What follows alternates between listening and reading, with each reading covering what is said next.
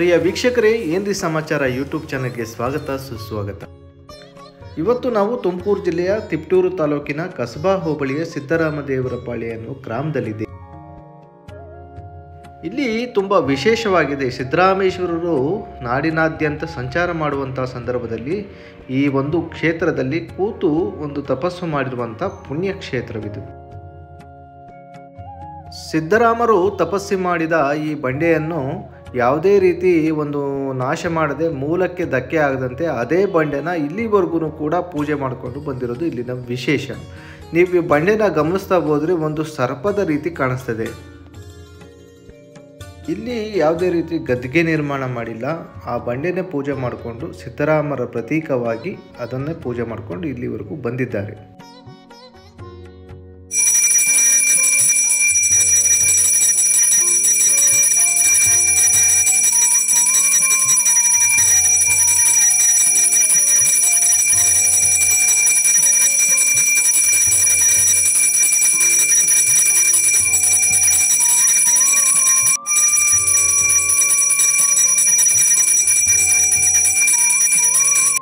ವೀಕ್ಷಕರೇ, ಇವತ್ತು ನಾವು ತುಮಕೂರು ಜಿಲ್ಲೆಯ ತಿಪಟೂರು ತಾಲೂಕಿನ ಕಸಬಾ ಹೋಬಳಿಯ ಸಿದ್ದರಾಮದೇವರಪಾಳ್ಯನ ಗ್ರಾಮದಲ್ಲಿದ್ದೀವಿ.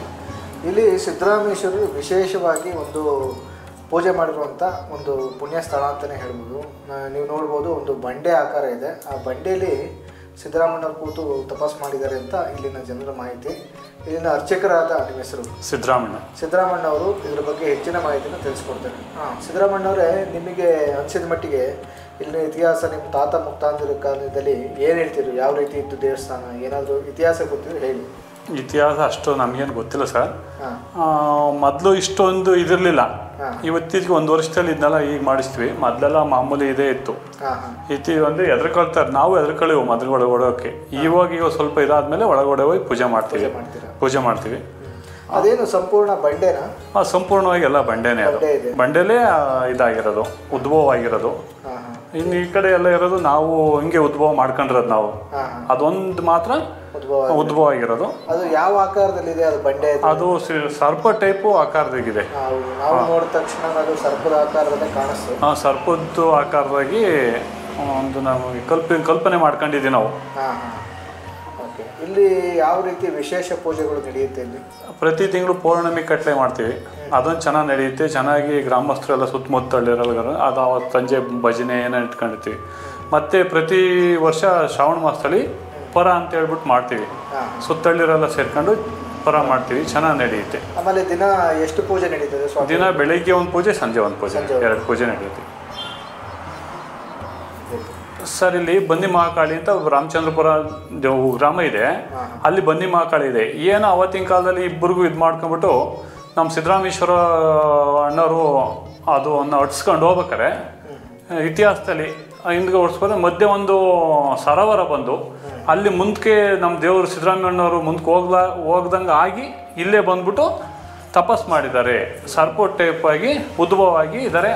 ಹಿಂದಿನ ಕಾಲದಿಂದಲೂ ನಮ್ಮ ತಾತ ಮುತ್ತಾತರು ಪೂಜೆ ಮಾಡ್ಕೊಂಡ್ಬಂದಿದ್ರು. ನಾವು ಅದೇ ಥರ ಮುಂದುವರ್ಸ್ಕೊಂಡು ಹೋಗ್ತಾ ಇದ್ದೀವಿ. ಪ್ರತಿ ವರ್ಷ ಸಿದ್ದರಾಮೇಶ್ವರವರು ಜಯಂತಿ ದಿನ ವಿಶೇಷವಾಗಿ ಗ್ರಾಮಸ್ಥರೆಲ್ಲ ಸೇರಿ ಒಂದು ಪೂಜೆ ಮಾಡ್ತೀವಿ. 14ನೇ ತಾರೀಕು ಬೆಳಿಗ್ಗೆ ಪೂಜೆ ಮಾಡ್ತೀವಿ. ಪೂಜೆ ಚೆನ್ನಾಗಿ ನಡೆಯುತ್ತೆ. ಫಲಹಾರ ಸೇವೆ ಎಲ್ಲ ಇರುತ್ತೆ. ಹಬ್ಬ ಹರಿದಿನಗಳಲ್ಲೂ ವಿಶೇಷ ಪೂಜೆ. ಹಬ್ಬ ಹರಿಗಳಿಗೆ ಇವತ್ತು ಪೂಜೆ ಇತ್ತು ಸಂಜೆ ನಿಮ್ಮೂರು ಹೊಸಬಲದ್ದು. ಹಂಗೆ ತಡ್ಸೋರು ಸುತ್ತ ಹಳ್ಳಿರೆಲ್ಲ ಬರ್ತಾರೆ. ಪ್ರತಿ ತಿಂಗಳು ಒಬ್ಬರು ಪೌರ್ಣಮಿ ಕಟ್ಲೆ ಮಾಡ್ತಾರೆ. 12 ಪೌರ್ಣಮಿ ಮಾಡ್ತೀವಿ ಪ್ರತಿ ವರ್ಷ. ಅವರು ಹಿಂಗೆ ಅರ್ಕೆ ಸಲ್ಲಿಸ್ಕೊಂಡಿರ್ತಾರೆ. ಇನ್ನು ಮುಡಿ ಬಿಟ್ಟಿರ್ತಾರೆ ಮಕ್ಕಳು. ಪ್ರತಿ ಸೋಮವಾರ ಒಂದು ಮುಡಿ ತೆಗೆಸ್ಕೊಂಡು ಹೋಗ್ತಾರೆ.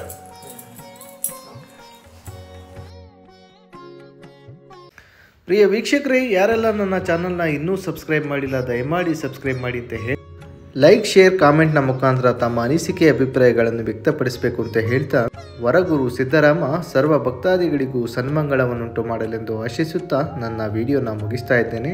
ಮತ್ತೆ ಮುಂದಿನ ವಿಡಿಯೋದೊಂದಿಗೆ ಸಿಗೋಣ. ಶರಣು ಶರಣಾರ್ಥಿ. ಶುಭ ದಿನ.